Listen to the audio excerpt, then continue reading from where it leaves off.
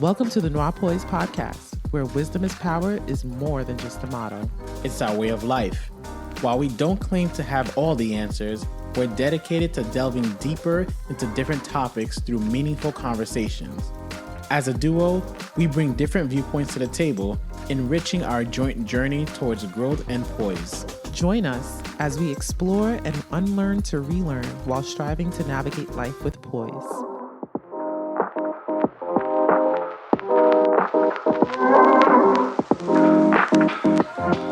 I have a little story about how you've trapped me. I trapped you? Yes. So when we first started talking and we discussed my future, not even like your future, our future, because it was like we were friends at the time. You know, we had little conversations here and there, and I always expressed my desire to live outside of New York. I wish they could see you so they can understand what I got to deal with. But I had expressed early on what my desires were as far as living elsewhere outside of New York. At the time, my interest was California. I remember I definitely was like, I want to live in California. It gives me New York vibes, but with like the warm weather. So that's where I was set on at the time. But I was young. I wasn't too sure. But I knew I did not want to be in cold weather all year. Hence, didn't want to live in New York. Homie agreed.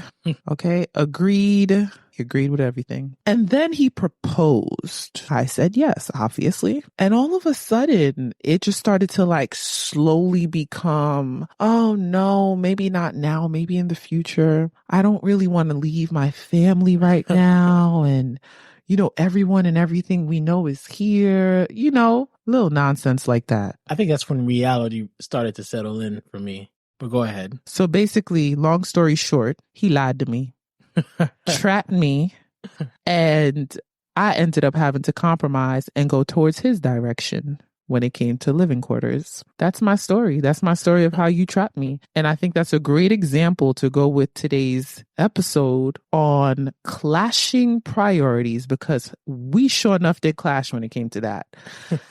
And we are over 4 years in, and I am still in New York. But could I ask you this?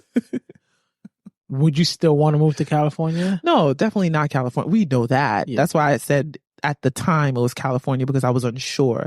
But I've always been set on, I know my future is not in New York. Yeah. It just wasn't it. I'm just not a cold temperature type of girl. Like, I'm my happiest in the sun, near some water. While I know that's not realistic all the time, you know what I mean? And I'm saying this all in seriousness, but low-key a joke too, because obviously we have our plans. But that was just a simple example on how sometimes you have one plan and your significant other has a completely different plan, and trying to find the middle ground can often seem like you're constantly clashing and butting heads. Yeah. And while we figured it out now, at the time, to be honest, I was a little bit irritated. I was just like, okay, it doesn't have to be California, but you mean to tell me I'm staying in the cold weather? Okay. And it's not like, okay, it's cold maybe for like 3-4 months. No, New York is cold like 8 to 9 months out of the year. And I'm not even like a fall kind of girl. I don't like a breeze. Okay. Don't give me a breeze unless it's a beach breeze. So again, we figured it out, and I've compromised. And because I've compromised, I had more of a say so on where in New York we get to live. So we figured that out. But things like that can often cause a lot of conflict if one person is not willing to compromise. You actually don't know how important your goals are until you have to align with someone else. I don't know if I've ever shared this with you, but I did feel guilty about us being here, especially during the cold, you know, when you... Yeah, when my knees start cracking. Yeah, when your knees and my joints start buckling. I could see your irritation. You know, we cancel our plans if it's too cold outside. Sure enough. So I did feel guilty. And I didn't know that though. Sorry. No, it's all good. The goal is never to make you feel guilty. You know, I joke about it. Leading up to, us getting married, I remember a specific time when we were talking about California. I was definitely serious about it. But of course, as time goes, you get a little bit more mature. You just start learning. Yeah. When I proposed and we were on our way to building our lives together officially, I remember thinking to myself, to be quite honest with you, I don't think either of us were ready to move out to California yet. Mm-hmm. And maybe that would have been different if... But at the time, too, I wasn't even interested in California anymore. I just knew New York wasn't it. Yeah. And I'm always willing to move, but I just wanted it to be a sure thing. And at that time, it definitely wasn't a sure thing. And I don't know if it's because of everything that was going on in our lives, but... Yeah, no, you're right. I wasn't 100% confident that it would be the right move for us at the time. Yeah. And I agree. Like I said, I'm joking. There's a serious part of me, but most of the time I just say it as a joke. Like, I think we're in the right space right now. Yeah. I think we were meant to be here in New York. Like, it wouldn't have been wise for us to just up and go right away. So I agree with you 100%. And I think it's a different outcome because I've never said, or I'm not saying never. I'm more saying not yet, which you totally get. Yeah. But there are a lot of topics or couples out there, I should say, where there's some people who are saying no, never. Yeah. And there was a survey that was ran earlier this year where it was revealed 60% of people actually ended their relationship because of a misalignment in goals. 60%. That's wild. So it shows how important it is to discuss your goals or to make your goals plain in advance. Yeah. So early on in your relationship, you can get an idea of where things are headed. But I do have a question for you as well. Based off of that, when is the right time, if you're in a relationship, to speak to someone about your goals? I think the earlier the better.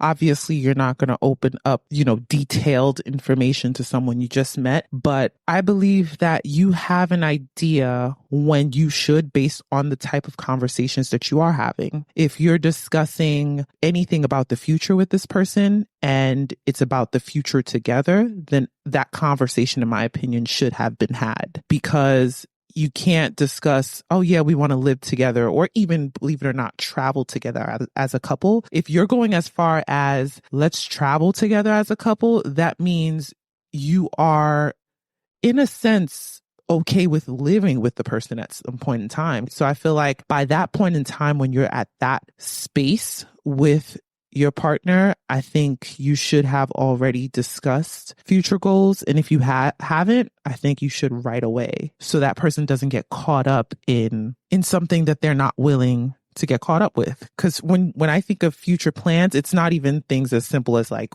location of living, but do you want children? Yeah. Like saving techniques, things that people naturally assume that they know. Yeah, like a lot of people don't have certain conversations. Saving techniques, family situations if parents are involved, what happens if someone is disabled or is unable to care for themselves. Like, all those type of conversations, in my opinion, are, although they're not necessarily goals, but they're plans for the future. And anything that involves your future should be discussed, in my opinion, if you can think of it, because it now will affect the person that you're with. Yeah. There are a few ways where people's goals tend to clash. And one of the ways is timeline.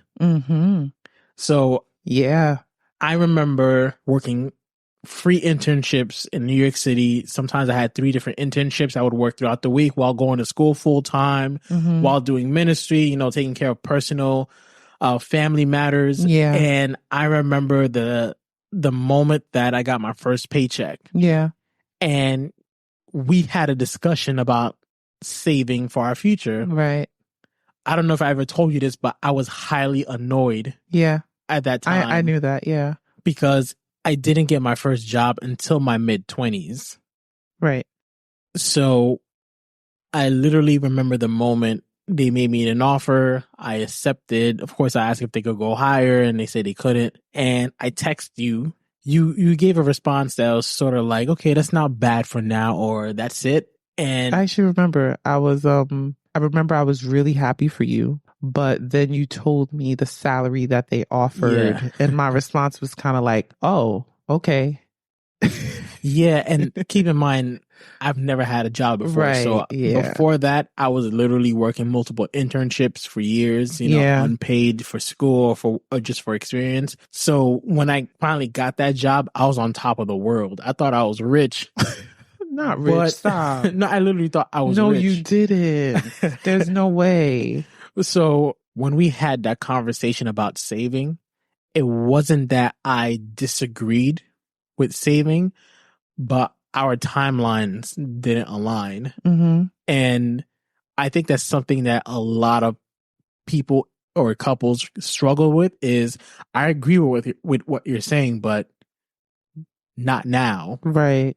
And I've actually heard this several times from people I know where their partner, their wife or their girlfriend or whatever the case is, wants to have children. Mm-hmm. But the guy is like, I'm not saying never, I'm just saying not now. Right. Yeah, that's very true. While I agree, yes, the whole timeline thing, but at that time, for me, and I probably never expressed this, but for me, what I was thinking at that point in time is if I'm going to have a future with this person, he needs to have some form of financial stability. And I've never been the type to be shallow when it comes to finances and be like, oh, he's not making this money, so forget him. So my perspective was, I'm going to help him get there. So with that conversation, yes, of course, I'm like, okay, if I want a future with you, not necessarily we're saving for our future, but I wanted to know that when that time came, you would have something to bring to the table, if that makes sense. So Yeah. that was more so my perspective at the time. And yes, I did know you were annoyed. It was pretty obvious. I remember it was a texting conversation at first, and then we had a phone conversation about it. And I think later down the line, an in-person conversation, and we ended up like switching certain numbers and stuff because you was just like, so I'm just going to have this amount left. Yeah. So we brought it down to like literally a small amount of money per week. But I just looked at it like, okay, you already have a late start in working. And for me, I was just like, all right, well, we got a whole lot to catch up to. Yeah. But I also understood where you were coming from. And that's why we found that middle ground, that compromise where you still ended up saving. It wasn't the amount that I thought was fit at the time. Yeah. But at the end of the day, you did that and still found a way to find pleasure in what you were making as well. Yeah. And that's when, at least for me, it started to unravel a bit about how our goals are sort of different. Mm-hmm. And I say this to you all the time where one of the main ways you've influenced my life is by challenging me to do more. Mm. I'm someone who's very simple and basic, and I was completely fine Yo, living in, oh God, let's say, a one-bedroom you stress apartment. me out every time you say this. I'm not gonna lie. Living in a one-bedroom apartment in Queens or Manhattan, Brooklyn, somewhere within the boroughs. Lord, Just have your basic necessities, your basic needs. I was completely fine with that. mm-hmm. But of course, you weren't. So, not that I you wasn't. Yeah. Okay. I was just about to say, no, it was just like not forever. But that conversation about finances gave me a better understanding of how different we were when it came to financial goals. Yeah. Because previously, we always aligned a lot spiritually, right, mentally, mm-hmm. Socially, yeah, politically. We always seemed to align. But at that moment, I think that was one of the first times where I started to see a difference between you and I. Mm. And as hard as it was for me, I had to accept that I need to upgrade my priorities. Mm. And I would love your thoughts on this. The reason why I decided on doing that is because I saw that if you came to my level, you would not be happy. Mm. And I would not be happy because you wouldn't be happy. But if I went to your level and met you at your goals, I can be happy. So that's how I really decided on what move to make. It's a struggle to make that decision. And yeah. I get it, because I'm not going to lie. There was a part of me that felt like I was losing myself, as crazy as that sounds. Because you weren't going to live in a 1-bedroom apartment in Not Queens? because I wasn't going to live in a 1-bedroom apartment. Okay, in you got to Queens, be clear. So. But because I was forced to step out of my comfort zone. Got you. And whenever you're asked to align with someone else's goals, in a sense, you're forced to step out of your comfort zone because your goal, you know how you're going to get there. It's easy to get there because it's your vision, it's your desires, but now you're asking someone you're being asked to be part of someone else's desires and goals. So I did feel like I was losing myself a little bit, but like I always say, that moment really changed my life, or I would say our life. I say it all the time, like that little money we started setting aside in the beginning built up to this. Yeah. That's interesting to hear you say that. I mean, a lot of what you said, I kind of knew based on our conversation or even like your demeanor when I, would make certain comments or whatever. But I never stopped to think of the fact that it may make you feel like you're giving up a part of you. Yeah. I'm going to be completely honest. I'm like, okay, a home where you have a driveway or paying $150 a month for a parking lot in an apartment building. 50 is great. Actually, it's more. Listen, these are estimations. I have no idea anymore. But for me, I never stopped to really think of that aspect of it. I mean, I was always trying to be considerate and not bring up my ideas in a way that would make you feel like your ideas are not good enough, because they are. Like, it's all about finding the common ground when it comes to aligning your goals or trying to find, a compromise in a sense. Aligning on goals will always be a back and forth battle. So it could be in the most, simple ways where we've had the discussion where there are times when I have no problem spending 2 weeks at home just doing nothing. Yeah. But you, even though you are a homebody, you like to go out, obviously, explore travel periodically. Yeah. And there are times when, because of just regular day-to-day life, work, raising a child, I'm tired, I don't want to do certain things. But I have to remember that you want to do certain things. So something as simple as that. That's crazy to hear you say that. What you just said. Because, no, not in a negative way. It's crazy to hear you say that, because there are times where I'm just like, the weekend's coming. I could really just sit at home on the couch, have a glass of wine while our daughter is sleeping and call it a day. But a part of me always feels guilty. And I'm always like, this is your time off. I should try to plan something so you can live a little bit. So that's interesting to hear you say that you feel like I'm the one who wants to do it, when I'm here thinking, I got to do this for him. He needs to be happy. Example, and that's why I said, like, it's a back and forth thing. Yeah. There may be times when I want to stay home and you want to go out, and vice versa, where there were times when I wanted to go out and you're like, no, I just feel like staying home. And I'm like, all right, damn, Yeah. So it is a back and forth thing. And that's why I think the important aspect of aligning your goals with your loved one is not necessarily what you're aligning on, but getting into the habit of being able to align. Because you might have people who they can align on time perfectly well, where you wanted something in 5 years, I wanted it in 2 years, we're going to meet down somewhere down the middle. But another way I know that people struggle with just aligning goals is just simply on the methods of achieving goals. So this is something where we actually don't always agree on, where if you're going to do something, it has to be done right. Where me, I don't mind failing 100 times. So there's so many different ways where people can struggle to get to some kind of agreement on how to reach their goal. Right. And with methods, one thing I realized that we had to struggle with is exactly that, where I would encourage you, for example, to just go for start, it. Just start. It don't matter. And I'm like, no, it's not the right time. There are a lot of times, like even for this podcast, where we discussed it for a long time. And I'm looking at all this equipment.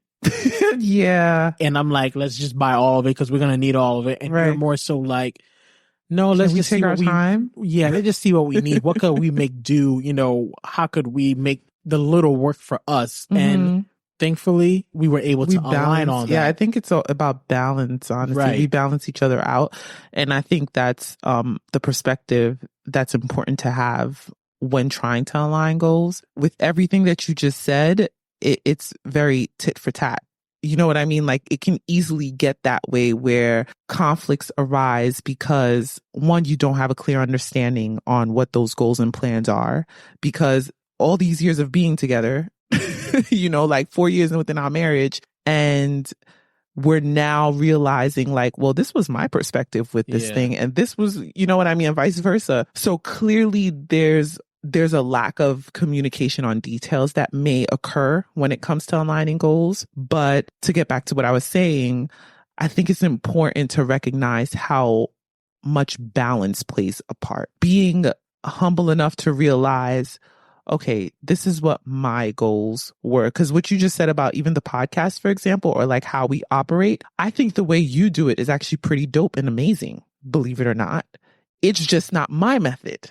Like, I don't have the characteristics to just be able to be like, yeah, I'm going to just keep doing this until it works out. I'm like, no, I'm going to study people who did something similar, analyze what the processes were versus the results versus how they approached it. You know, I'll do a lot of research before I actually am like, let's just go all in. But because of your techniques and because of your way of thinking, it's actually made me be a little bit more of a risk taker than I was before. If this was like 5 years ago, that probably wouldn't be the case because I wasn't mature and humble enough to be like, maybe the way he's doing it is a little bit better. Not saying that the way you're doing it or the way I'm doing it is right or wrong, but I think it's important to recognize what are the pros from this person's strategy and the pros from that person's strategy, and how can we combine it to make it where we'll both get a little something out of it. So that's what I think is important when I say balance, is having a perspective where you're like, all right, this is how I want to do it. What are some of the risks or the cons that may come from how I want to do it, or what my goals are? This is what his goals are, and this is how he sees fit to do it. How can we bring those two ideas together and take the great parts of each to create this phenomenal idea? Now, while the phenomenal idea may not be something that's entirely what you want or entirely what I want, but we get the best at the end, if that makes sense. Yeah. So I think it's all about balance. But what about the couples who want to go in completely different directions? That's tough. And a simple example I could think of right now is just faith. You have couples who maybe one was raised Christian and a Muslim, or something, something drastically different where they could get along, but now they have children. As silly as this sounds, I've actually, because I grew up in Queens, I've actually heard of families that get into major arguments because the father's a Yankee fan and the mom is a Mets fan. And they were totally fine with it when it was just them two, but until now their kids are growing up. And I can't even imagine something like religion, you know? So how do you align on that when you're happy together, but your goals are eventually going to take you the opposite direction? Yeah, that's tough, because for me, I feel like a conversation like that should have happened prior. You should have known that. And that's why I'm so big on communication, because if you've been on a certain amount of dates, you've been talking for quite some time, like these are conversations you need to have. How do we want to nurture and upbring our children when we do have them? Conversations like that, when it comes to faith or something drastic to that extent, you'll then see the person's perspective. You know what I mean? But if it's a situation where they didn't unfortunately have that conversation and now they find themselves in that predicament, again, I do think they're both going to have to take the L somewhere and understand that neither of them are going to get their way. They have to find a middle ground if they want to continue making it work, because something as great as faith, in my opinion, I personally don't see that working. if I'm honest with you, maybe I'm simple-minded, I don't know. But when it comes to something as grand as faith, I think that plays a part in every aspect of your life. So if you and that person can't align on that foundational thing, you're going to now have conflict in every other aspect of your life, in my opinion. So I personally don't see that working. But if it did have to work, it would have to be two individuals who are willing to compromise. So maybe they have this belief in whatever faith that they do, but they're not religious. They don't follow certain rituals and rules, and then it can be okay. Because I've actually known a family where the children had a mother who was Christian and a father who was Hindu, and they grew up being presented with both of it. And the kids, one of them became very religious in Christianity, and the other was kind of like, yeah, I know there's a God. Yeah, one of my parents has an altar at the home. The other one goes to church, like no biggie. So I really think it depends on how deep within that thing you're in. If you're not a super religious person where you need to go to church every Sunday, you want to be part of the choir and you're having prayers at your home, then that probably won't be an issue. But if you are deep rooted into that faith and you have rituals and traditions and it's embedded into who you are, that's always going to be a conflict, because your faith is going to then affect how you view politics. Your faith is going to affect how you view schooling. Your faith is going to affect how you even view something as simple as like clothing and attire. So when we're talking something as big as faith, I think that's a biggie. Unfortunately, I do think that most people have an emotional connection with someone before these conversations happen. Yeah, and that's the problem. Because when you really think about it, you're not out on a first date saying, do you want to have kids? What are your financial goals? You're not hitting them with all those points. Yeah. You tend to, see if you really like the person at first, and then you build off of that. And right. By the time you're having these conversations, the emotional aspect is still there. And I think that's when the struggle begins, where, okay, I found someone that I really like, but we don't align on X, Y, and Z.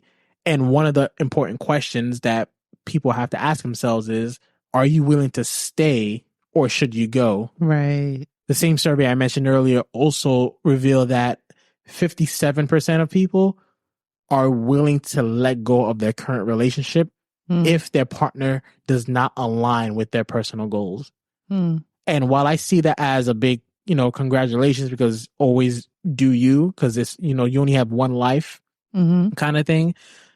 At the same time, just like what you said about compromising, I wonder if people out there really have a good understanding of what it means to compromise. Because like you said earlier, we didn't move out to California, but we made other decisions that I necessarily didn't agree with or want. But I understood that, listen, she's going to be freezing her butt off 9 months out of the year. The least I could 10 do is these days, 10 months out of the year. If that. The least I could do is also compromise, so she doesn't see this as a my way or the highway scenario. But in your opinion, when should people start to consider walking away in a relationship because of misalignment within their goals with their partner?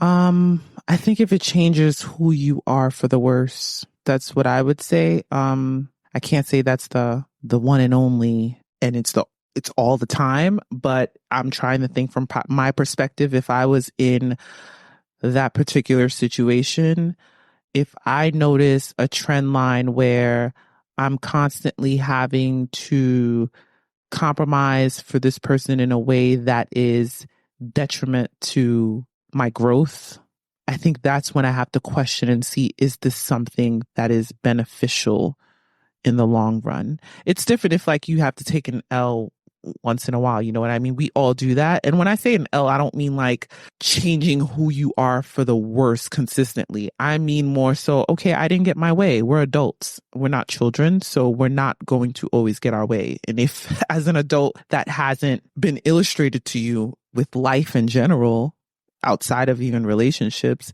then I think that's when you start to question maybe you are the problem. But I would say whatever it is that you're compromising on, or whatever it is that you two can't see eye to eye, if you were to sway towards the other person's side to compromise in that particular situation or multiple situations, I don't think it should be something that's going to change who you are for the negative.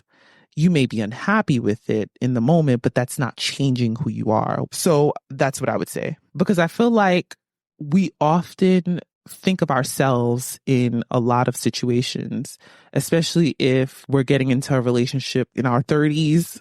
I think we tend to be stuck in our ways, and we don't have that many people present to let us know what our flaws are or where we could be a little bit selfish. You said it not too long ago where you're like, do you? And while I think to some extent people should always try to do them, but ask yourself at what cost? Yeah. Because I think certain phrases like that, people tend to take it and run with it just to have an excuse to do things that are selfish. So if you're in a relationship with someone, and for example, if we use the finance situation again, you have a plan to save a certain amount of money within 5 years, and he has a plan to do it in 7 years. There's a way to find a middle ground in that, where you're both not getting exactly what you want, but ultimately at the end of the bigger picture, you both get what you want. Right. And I think that's what people have to think of when trying to align goals, is not necessarily looking at this is mine and this is yours, but more so let's look at these goals as a whole story, and let's see what the end picture looks like. What is the end goal? Yeah, what does the end goal look like? Because at the end of the day, when you decide to spend your life with someone, it's no longer just your life, it's the life of both together. You're building a life and legacy together. So you no longer can look at things in your perspective and the way you want them, because guess what? That person could do the same thing. And if you have two people who are constantly thinking of self, this is what I had planned, this is what I want, this is where I want to go, these are my goals, then at that point in time, that's already a red flag, in my opinion. You're probably not going to last. And if you do last, someone's going to be unhappy.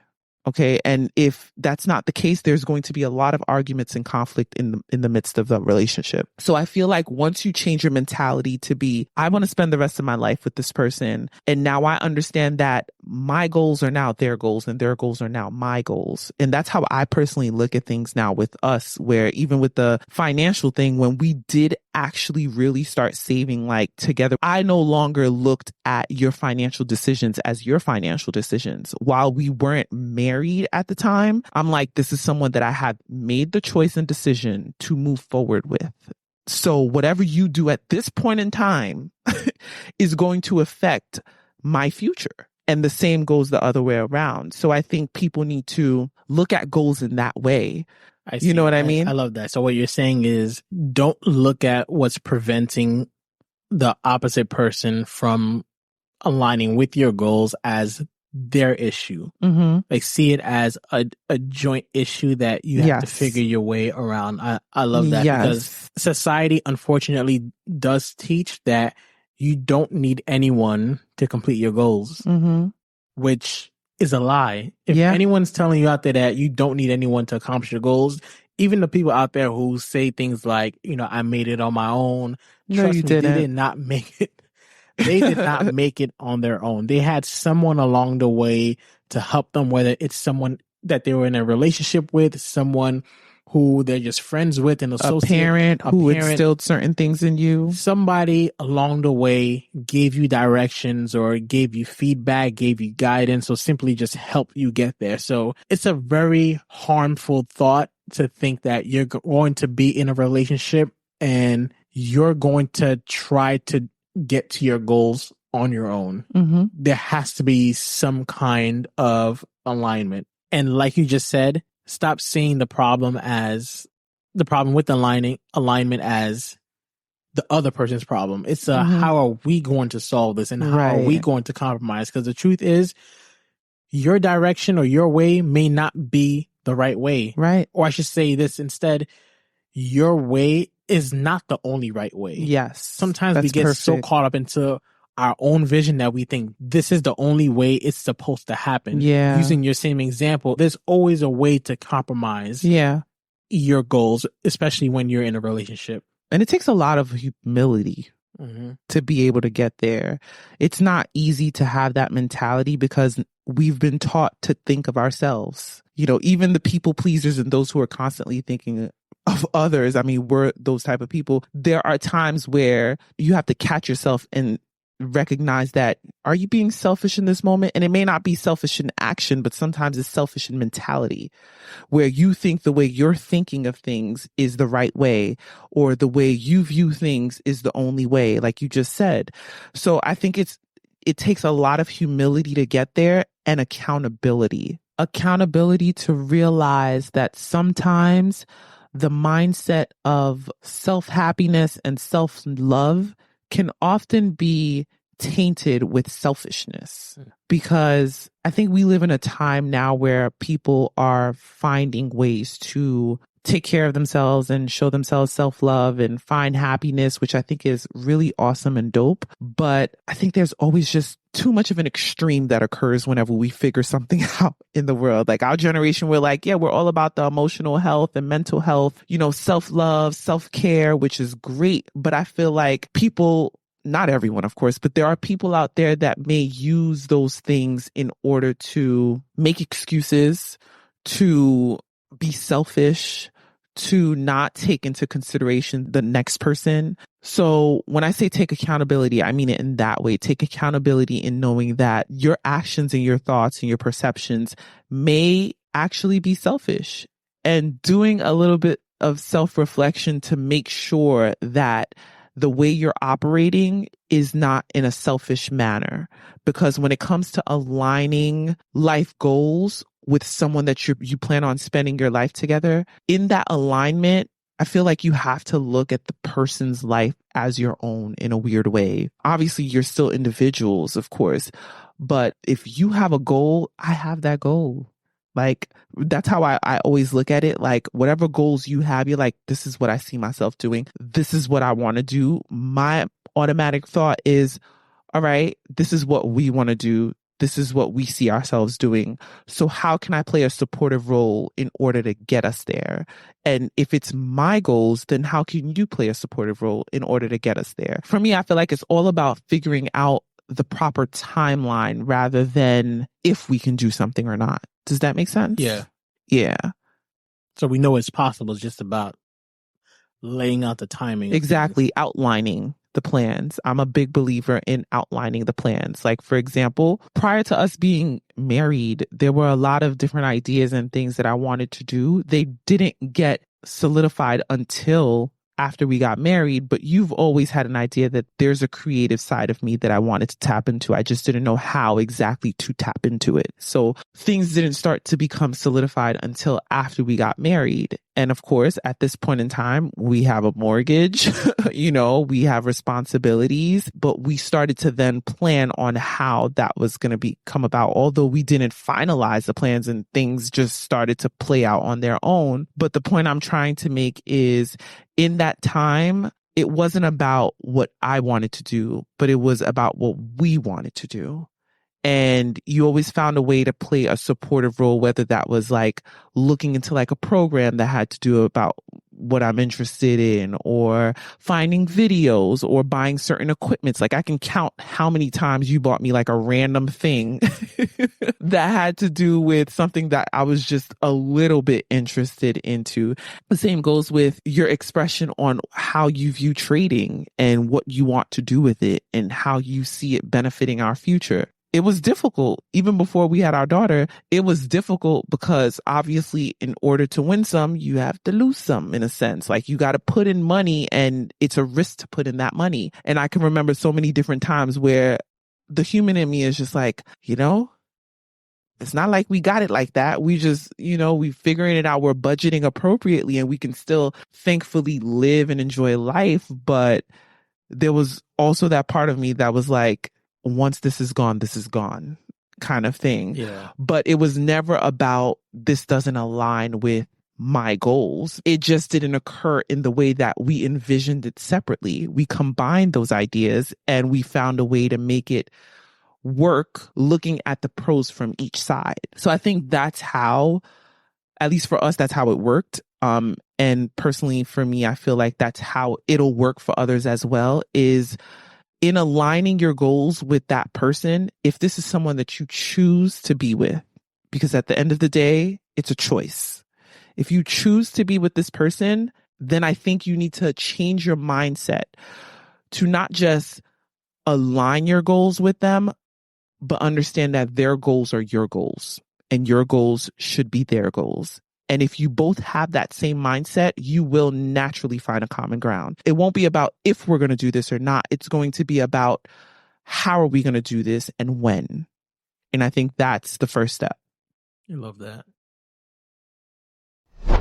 Thank you for spending your time with us. We hope you gained some knowledge today that'll promote poise in your life. We have new episodes uploaded every Thursday right here, same place, same time. Until next time, you can follow us on Instagram at Noir Poise Podcast to stay connected. That's NOIRPOISED Podcast. We'd love to hear your feedback. And remember, your wisdom is power.